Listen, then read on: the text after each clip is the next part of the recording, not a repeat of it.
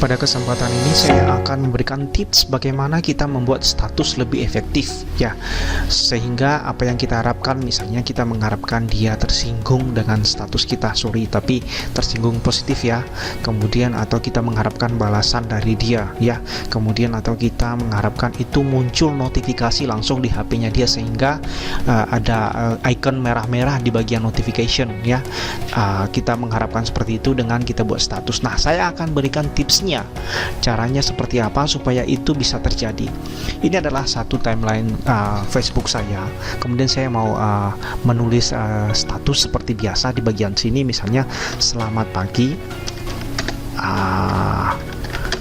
Saya mau misalnya menyinggung Pak Presiden Joko Widodo misalnya ya, selamat pagi. Nah, ini kita harus buat akeong lah ya, akeong seperti ini. Kemudian kita ketik Joko Widodo ya, misalnya seperti itu. Nah, dia akan otomatis mencari grup atau misalnya nama teman saya misalnya. Jadi banyak orang ya, banyak orang yang kita bisa tag, yang kita bisa singgung, yang kita bisa libatkan dalam percakapan ini ya. Misalnya jangan ini, misalnya kita ubah lagi dan kita tinggal delete aja, kita backspace, kemudian misalnya nah akeong, jangan lupa akeong lagi ya, misalnya ini ya, misalnya ini, kemudian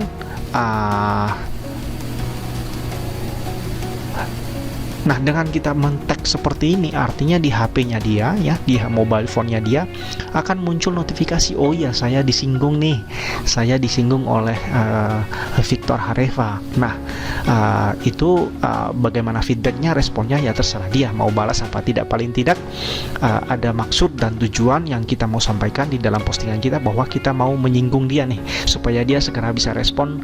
Nah, misalnya kita posting seperti ini, kita post misalnya seperti itu, nah akan otomatis muncul di HP-nya dia ya, di timeline-nya dia, bahwa saya dilibatkan dalam postingan itu. Kira-kira seperti itu. Mudah-mudahan lebih efektif lagi posting status-status kita di Facebook, dan ada tindak lanjutnya, jadi tidak hanya bertepuk sebelah tangan. Terima kasih.